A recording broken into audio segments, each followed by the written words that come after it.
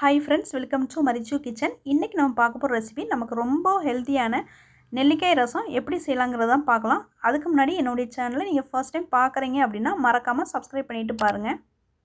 இந்த ரெசிபி செய்யிறதுக்கு medium size உள்ள ஒரு 6 நெல்லிக்காய் எடுத்து வச்சிருக்கேன். இத வந்து சீட்ஸ்லாம் வெளிய எடுத்துட்டு இந்த மாதிரி சின்னதா கட் பண்ணி வெச்சுக்கோங்க. நெக்ஸ்ட் இத மிக்ஸி ஜார்ல போட்டு கொஞ்சமா தண்ணி விட்டு நல்லா மையா அரைச்சு எடுத்துக்கோங்க. பாருங்க இந்த மாதிரி நல்லா அரைச்சு எடுத்துக்கோங்க. நெக்ஸ்ட் ஒரு கடாயை ஸ்டவ்ல வச்சுக்கோங்க. அதில் வந்து 1 டேபிள் ஸ்பூன் அளவுக்கு நல்லெண்ணெய் சேர்த்துக்கோங்க. எண்ணெய் நல்லா காஞ்சதுக்கு பிறகு கொஞ்சமாக கடுகு சேர்த்துக்கோங்க. கடுகு நல்லா பொரிஞ்சதுக்கு பிறகு கொஞ்சமாக கடலைப்பருப்பு சேர்த்துக்கோங்க.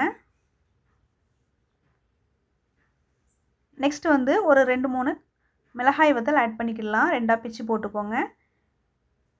அப்புறம் இது கூடவே கொஞ்சமாக கருவேப்பிலை ஆட் பண்ணிவிட்டு கொஞ்சமாக காயப்பொடி ஆட் பண்ணிடலாம். இது கூடவே ஒரு 5-6 பல்லு பூண்டு வந்து நல்லா இடித்து வச்சுருக்கேன். இதையும் சேர்த்துட்டு லேசாக சிம்மில் வச்சு வதக்கி விட்டுக்கோங்க. ஓகே, நெக்ஸ்ட்டு இது கூட ஒரு 1/2 டீஸ்பூன் அளவுக்கு சாம்பார் பொடி ஆட் பண்ணியிருக்கேன்.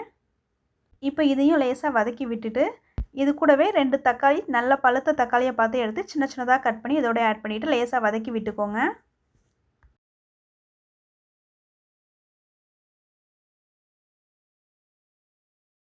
நெக்ஸ்ட் நம்ம மிக்ஸியில் அரைச்சி வச்சுருந்த நெல்லிக்காய் பேஸ்ட்டை இதோட ஆட் பண்ணிடலாம்.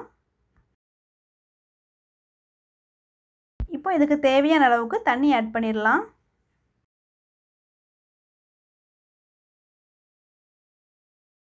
இதில் கொஞ்சமாக மஞ்சத்தூள் ஆட் பண்ணிக்கலாம்.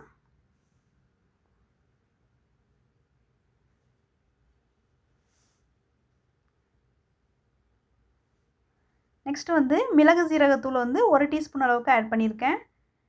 இதை இப்போ லேசாக மிக்ஸ் பண்ணிக்கலாம். ஃப்ரெண்ட்ஸ், இந்த ரசத்தை வாரத்தில் ஒரு நாளாவது செஞ்சு சாப்பிடுங்க. இதில் வந்து அதிகமாக இம்யூனிட்டி பவர் இருக்குது, எதிர்ப்பு சக்தி ஜாஸ்தியாக இருக்குது. கண்டிப்பாக இதை நீங்கள் வாரத்தில் ஒரு நாள் செஞ்சு சாப்பிட்ருங்க. குழந்தைங்களுக்கும் இதை கண்டிப்பாக கொடுங்க. ரசம் வந்து ஃபஸ்ட்டு கொதி வந்த பிறகு தேவையான அளவுக்கு கல் உப்பு சேர்த்துக்கலாம். உப்பு சேர்த்த பிறகு ஸ்டவ்வை ஆஃப் பண்ணிக்கலாம்.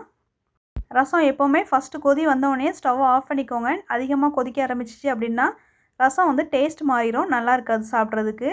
ஃபைனலாக இது கூட மல்லித்தலை ஆட் பண்ணிக்கலாம். இப்போ இது கூட ஒரு சிட்டிகை அளவுக்கு சுகர் ஆட் பண்ணியிருக்கேன். இதை ஆட் பண்ணிவிட்டு நல்லா மிக்ஸ் பண்ணி விட்டுக்கோங்க. அவ்வளோதான், இப்போ ரெடி ஆயிடுச்சு. கண்டிப்பாக இது வீட்டில் ட்ரை பண்ணி பாருங்கள். ஃப்ரெண்ட்ஸ், இந்த வீடியோ உங்களுக்கு பிடிச்சிருந்துச்சுன்னா லைக் பண்ணிக்கோங்க. இந்த மாதிரி வீடியோஸ் வந்து உங்களுக்கு வேணும் அப்படின்னா என்னுடைய சேனலை நீங்கள் சப்ஸ்கிரைப் பண்ணிவிட்டு பாருங்கள். நெக்ஸ்ட்டு நான் வேறு ஒரு ரெசிபியோடு உங்களை மீட் பண்ணுறேன். இது வரைக்கும் நீங்கள் வீடியோ வாட்ச் பண்ணதுக்கு தேங்க்யூ.